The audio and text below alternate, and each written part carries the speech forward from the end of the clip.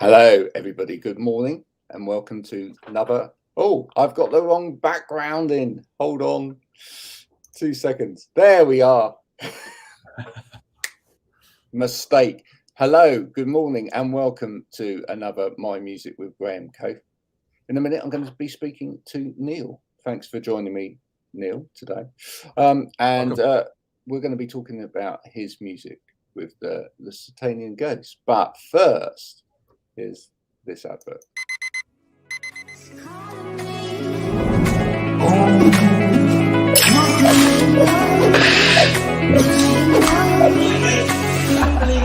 I need to get going, Mel. See you later.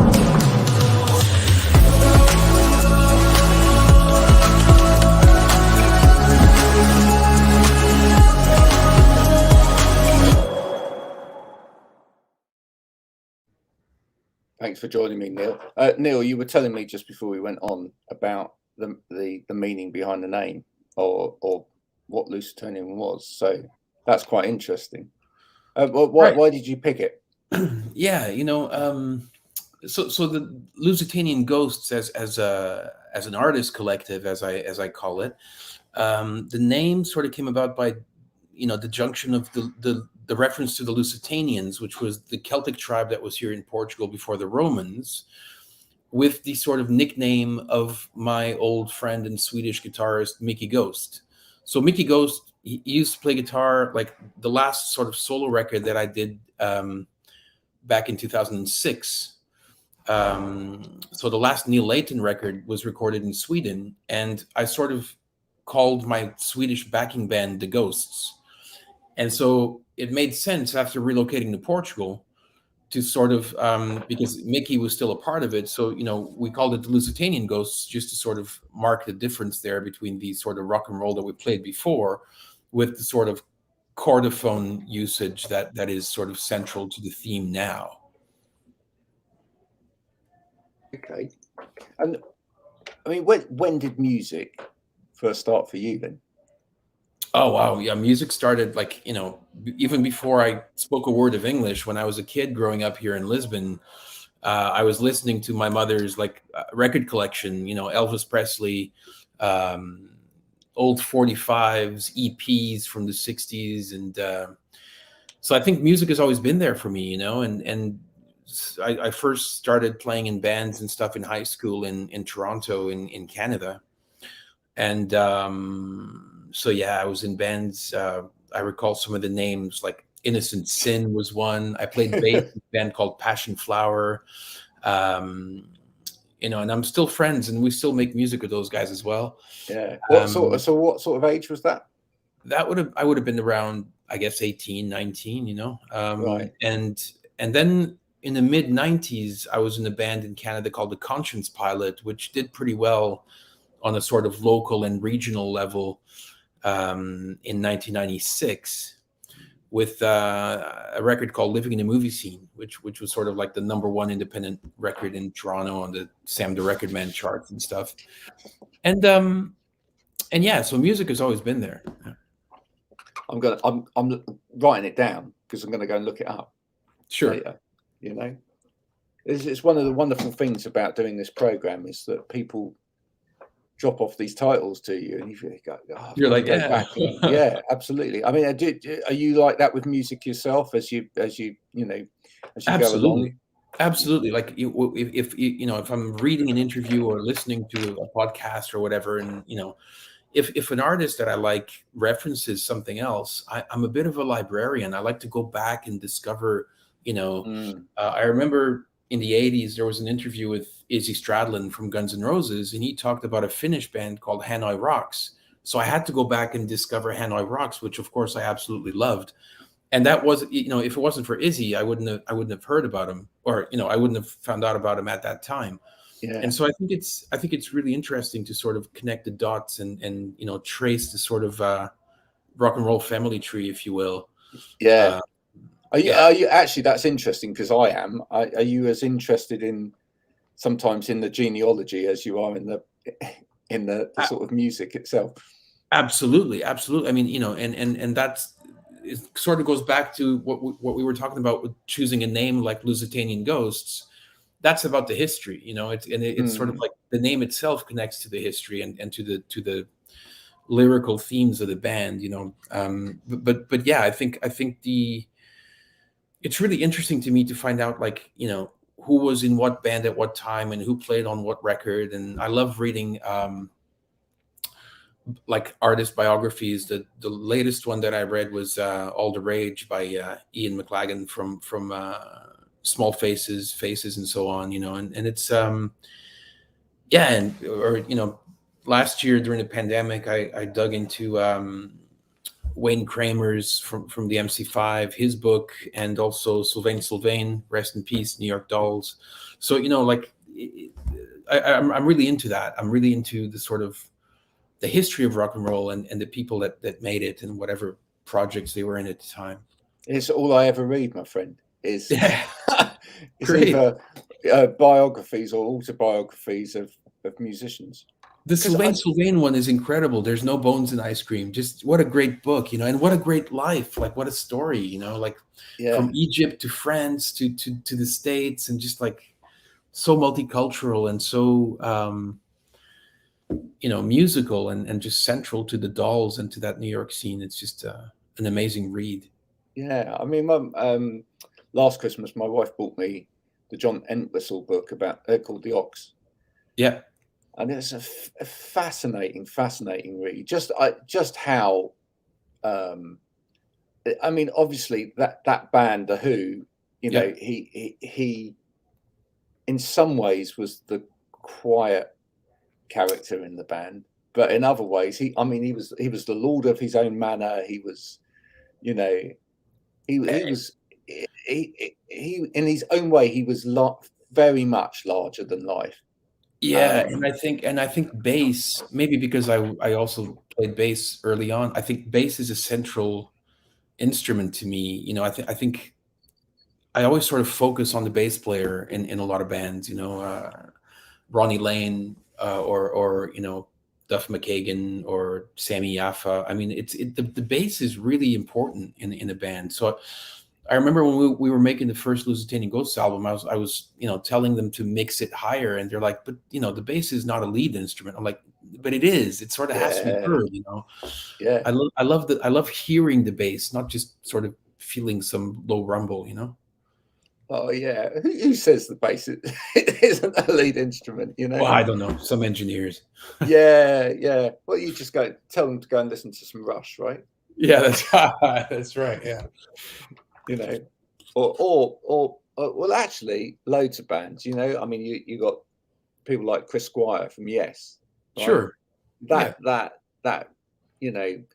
Rickenbacker sound on things like Roundabout or whatever. I mean, that just drives that song. Absolutely. I mean, and I think it's just sort of like, I guess a different way to listen to music if you come from, I guess, more of the pop world or the rock side. You sort of listen differently. But I think I'm really happy whenever I hear new artists, new bands mixing the bass that way. I like it. I think that the latest example of that, not that they're new exactly, but the Arctic Monkeys, the latest record, the one with the moon bass on the cover. What was it called? The bass sounds great. It's sort of a throwback to that 60s Scott Walker, the bass being really present. I love that stuff. That's brilliant. So when you were back in one of those bands, right, back when you were 18, who were you imagining you could be? We were like, okay, so at that point, with the first Conscience Pilot record back in '96, we were heavily into Bowie, T-Rex, Roxy Music. And then sort of, Britpop had an impact in Canada, right? So we were also like dancing the night away in club nights like Blow Up in Toronto, which was a Britpop night, and really getting into the Auteurs and Suede and the Manics.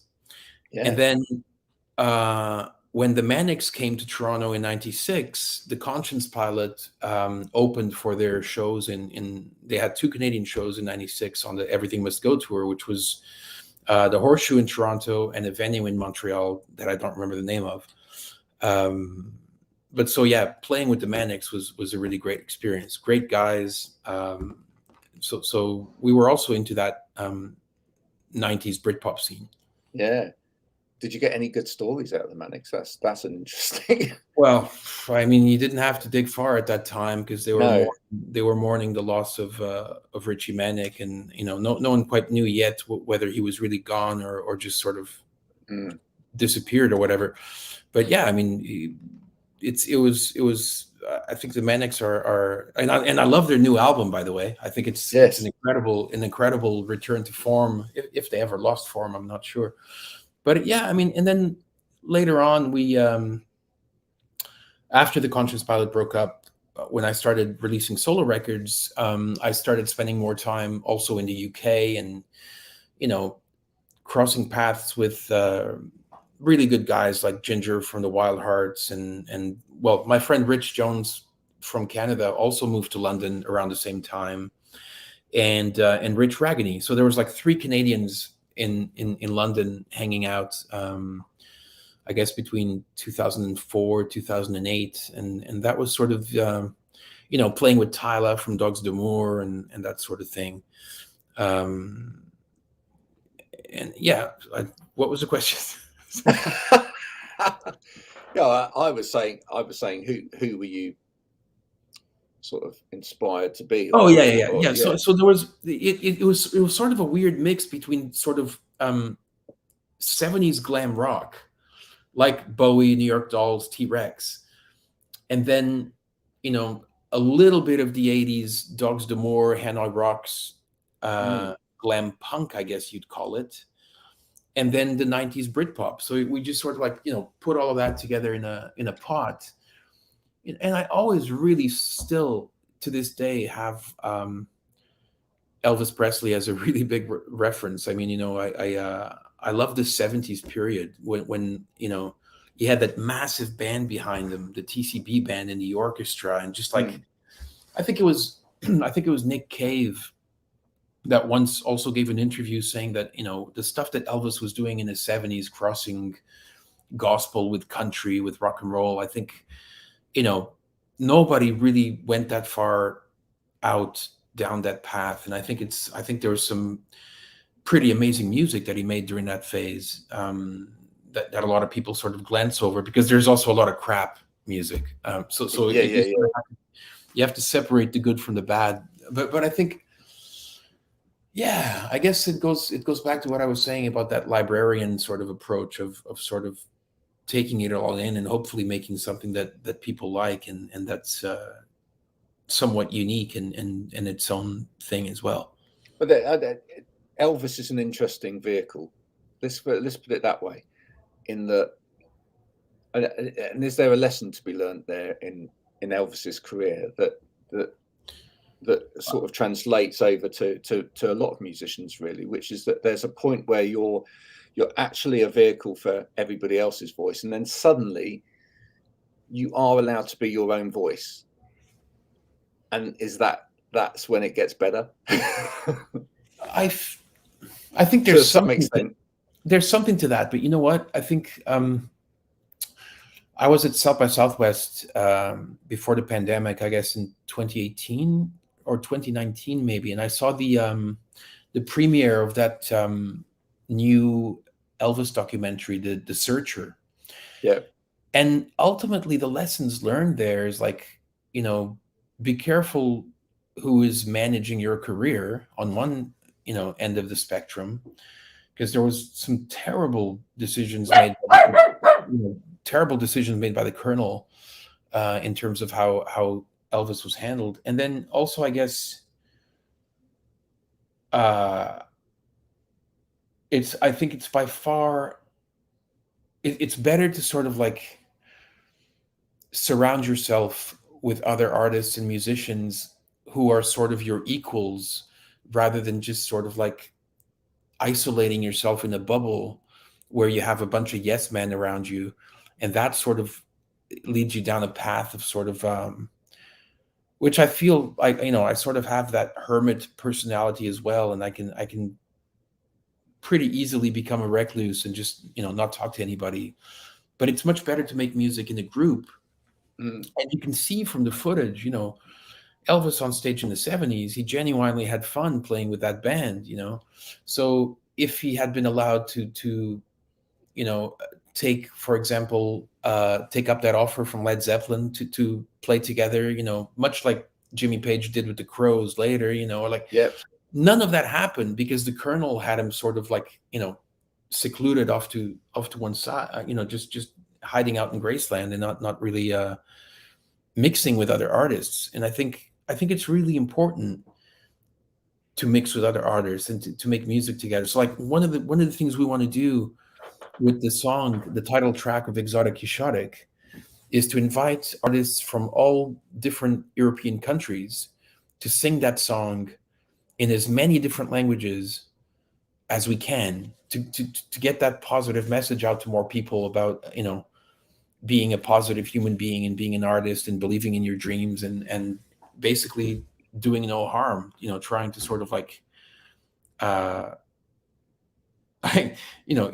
not that we're like John Lennon or anything, but, saving the world one step at a time. Sense, especially with what's happening with the COP26 in Glasgow and how terrible that seems to be going.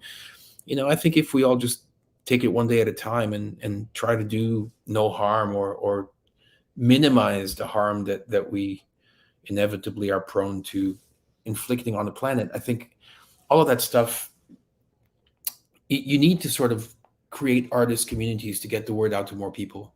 I don't think you can do that just as a single individual. No, absolutely. But So I digress. No, you don't. No, absolutely you don't. No, All because actually that, one of the things that I quite often ask on this is who you would want to collaborate with, but actually you've just opened that up. So interestingly, because that's a lofty ambition to try and get people to sing it, lots of different bands to sing. Have you got anyone in mind? Yes, we've got, in fact, already performances from Joana Negrão from Seiva and Cantadeira. She's doing a Portuguese language version. That's pretty close to home. Lovely. We've got a beautifully, amazingly talented Polish artist by the name of Misia Furtak, who's done a version in Polish already. Yep. I'm going to ask my friend Hans Stopp from a Norwegian project called Trees Up North. I'm going to ask Hans to sing it in Norwegian. I've asked Sasha Vipotnik from Slovenia, from a band called AKA Naomi, to do the Slovenian language version. And we're off to Finland this week to play the Sibelius Museum, where we're doing this chordophone exhibition with the traditional Portuguese instruments. So I'm going to ask my friends Pete Lepanen and Rami Helen, who used to be in a band called Turku Romantic Movement. I'm going to ask them to do the Finnish version. And I don't know who else. I still have to think of like German, French, Italian. There's a lot to pick from. Well, absolutely. And you mentioned right at the beginning that the name of the band in itself, it had Celtic origin. Right. So how about getting someone to do it in Celtic tongue? Oh, wow, that would be amazing. How about that? That would be amazing. I mean, I'd have to sort of look into the sort of I've never even thought about the linguistic approach to sort of like, languages that have come and gone in the past. I think that would be really cool. Maybe like what are the closest surviving forms of Gaelic? I guess Welsh, maybe. Welsh, I would say Welsh or Scottish Gaelic. Yeah. Well, so, if you have any ideas, I think that would be great. I think that'd be awesome. Maybe anyone that's on one of the Hebridean Islands or something like that that's got that Celtic. That would be amazing. Yeah, wouldn't it? That would absolutely. be. I'll have to reach out maybe through the new European Folk Network that was just created last year. Maybe they can make some recommendations as well. That would be amazing. Because there'd be something about that, about actually this message reaching whilst it's reaching forward, but actually reaching back into time as well. Sure. Yeah, absolutely. If you know what I'm saying. Absolutely, absolutely. I mean, I think it's sort of a timeless message, really. It's just sort Isn't of it? made more urgent, I guess, by all the sort of extreme weather By idiots. phenomenon that. By us being Like, idiots. last night I was talking to Anna about our kids and stuff, and I was like, there's an article somewhere on the BBC or Guardian or something. Some scientists are saying that the planet might be in real trouble by the end of this century in 80 years or so. And I was like, well, okay, like we have a baby boy who's like 9 months now, and it's like, it's sort of, I worry about It's worrying. they're not going to have it as easy in any sense. They're not going to have it as easy as we had, like my whole life I lived in a period of relative political stability, a sort of charmed Western life, really, if you will, like, I mean, I remember the Portuguese Revolution in 74 when we sort of kicked out the fascists. That was good. But from that revolution in 74 to now, I've, knock on wood, I've never been in any sort of war zone scenarios. And I think we really take it for granted sometimes. I think we don't, look at what's happening now. I believe we've just actually had another Portuguese revolution. What's that? Have you heard this? I think it was in the news yesterday about it now becoming law. I'm sure it was Portugal, that it's now going to become illegal for bosses to contact workers outside of their contracted hours. Oh yeah. There was something to that effect. Yeah.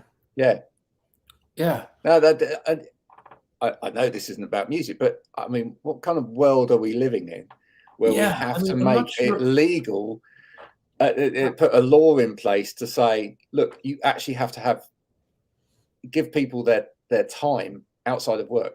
Well, I think that's great, and I think it's like also, concepts like in Finland, they tried sort of the notion of the basic human salary, like basically ensuring that a human being can live and then decide for himself or herself what they actually want to work on, without sort of being forced to do so. And I think if you do that, it would be so much more expansive and positive for humankind as a whole.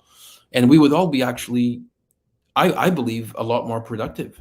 I don't think people are naturally lazy. I think they're, if you've been forced to work to pay the rent, if you enter that scenario, you might be lazy for a few months because you can, but then you're going to want to do something. It's not natural to want to sit on your ass and not work like that. That's a false construction from people who don't believe in humanity, really.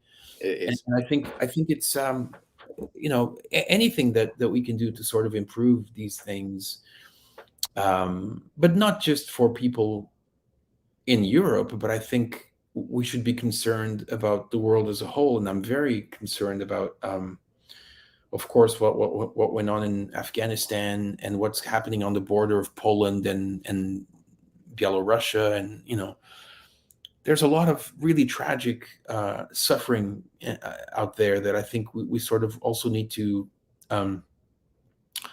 voice, because even those governments, like Poland was trying to keep it pretty hush hush and not letting journalists in and stuff, and it's that stuff's got to be told. We can't just sit and watch.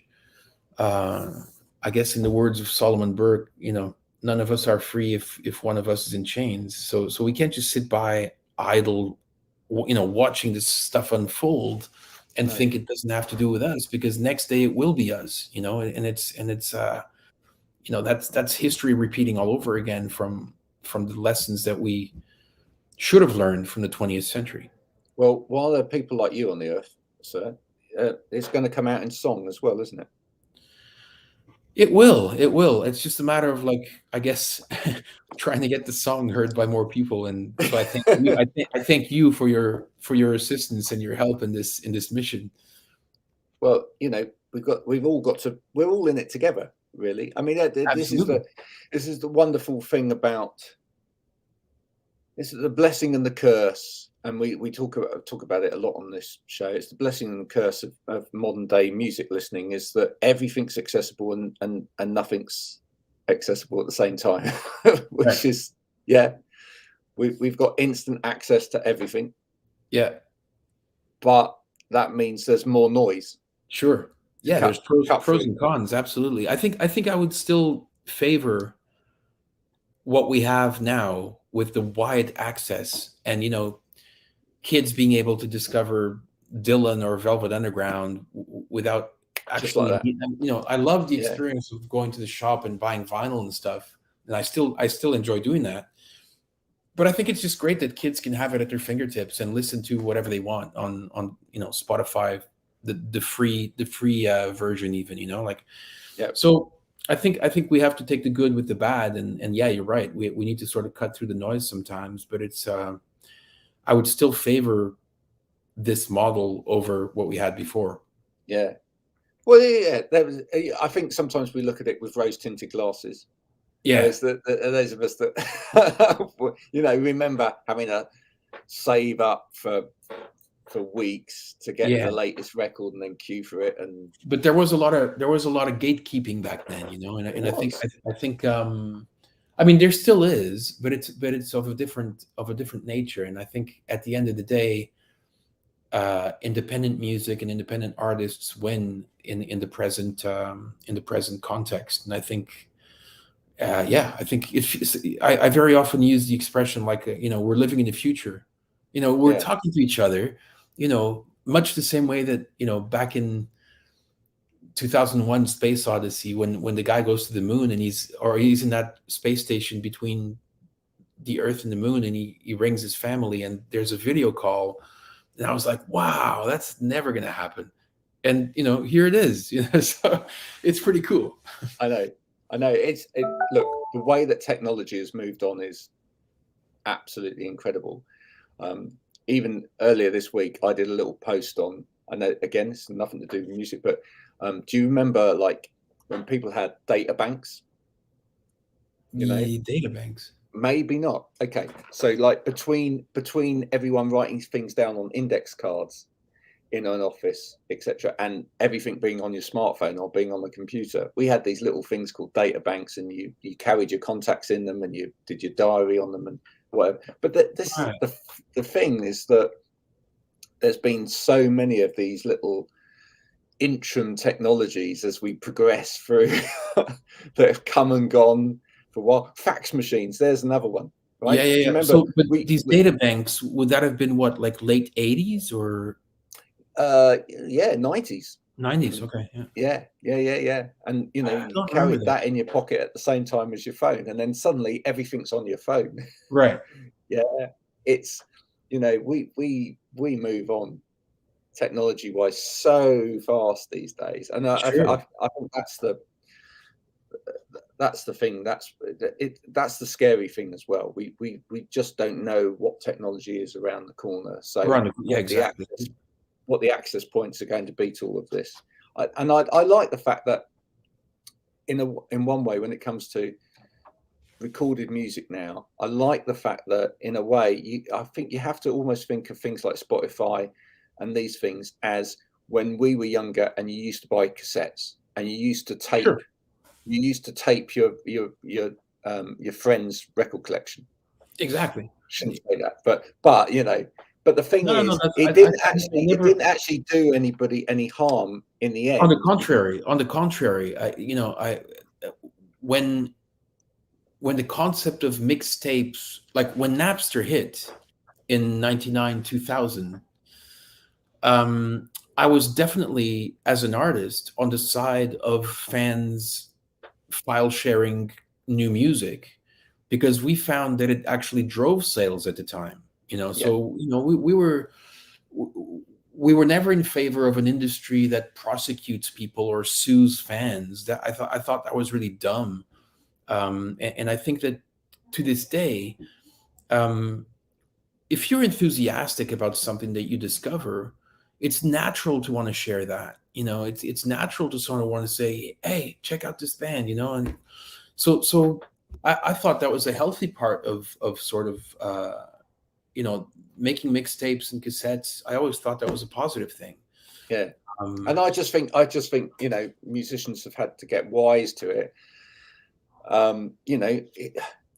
I've said many a time on this program that maybe what we should all do is just produce a T-shirt, right? So people can have the music for free, but you've got to wear the T-shirt.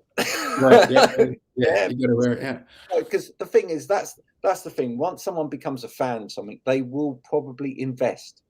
And Sure. It's just about having the right things for that person to invest in. It might not be that what they want to invest in anymore is a physical copy of the album. Right. Exactly. Because they've got easy access to that. But it might be that they want to access something else that you can give them, Yeah. No, I agree. I think it's you have to have that sort of added value, and I subscribe to the theory of the 1,000 true fans, where if you have 1,000 true fans that listen to your music, even if they don't pay so much for the music, there are other ways for them to support you, and that's not just live shows. It's everything else that you're saying, and it's they might just give you money. we've talked about doing both for the first album and for the second one. We with Lusitanian Ghosts, the first album is a big oil painting by an artist called Alexandre Alonso, and the second one is by Swedish friend of Mickey Ghost, Johan Brusewitz, and he did this illustration of the windmill. And so we want to keep sort of making musical art, but associated with visual art. Those prints, I mean, we haven't done it yet, but those prints could be really good merchandising, and there could be like a selected run of prints where Lusitanian Ghosts and the artists involved sort of commercialize those articles for someone to hang on their wall if they really like the music, So there's many ways to do it. It's that is both smart and a wonderful thing. We haven't done it yet. I reckon you should. I'll put it on the to-dos list here on the wall. It's on the to-do list. Yeah, absolutely. Thank you so much for joining me today. One last question then. We've heard about your ambitions for our world, and thank you for sharing that. And just before you tell us where we can get hold of your music, because that's important as well, any musical ambitions left to fulfill? Oh, wow.